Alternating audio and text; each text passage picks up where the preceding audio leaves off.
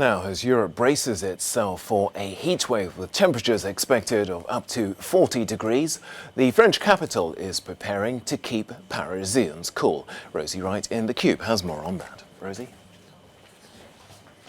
The weather is getting warmer. Now, with the advent of summer, you might be looking forward to topping up your tan. But as this French resident puts it, we wish for warm weather, but not this hot Paris. Have a look at some of the predicted temperatures later on this week, soaring into the high 30s and even 40 degrees anticipated later on in the week.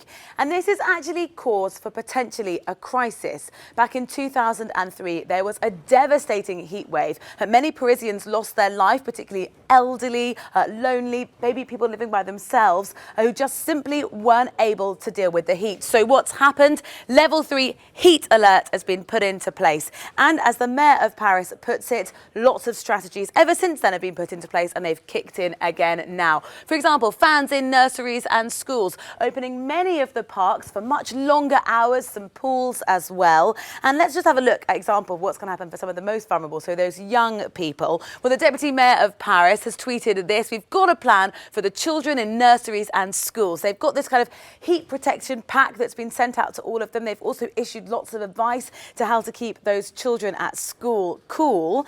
But also the other vulnerable people will be those who maybe are homeless, those who don't have somewhere to stay. Well, the Secretary of State actually have said across France, I've asked for the creation of 300 additional places of accommodation for those people who are homeless. There'll also be different cooler spaces designated in Paris, cool rooms that you can go to and cool down. But here's this heat wave map of where you can go and get a little bit of respite. They've plotted out on a map where some of the pools are going to be, the parks, places where you can go and just try and cool off.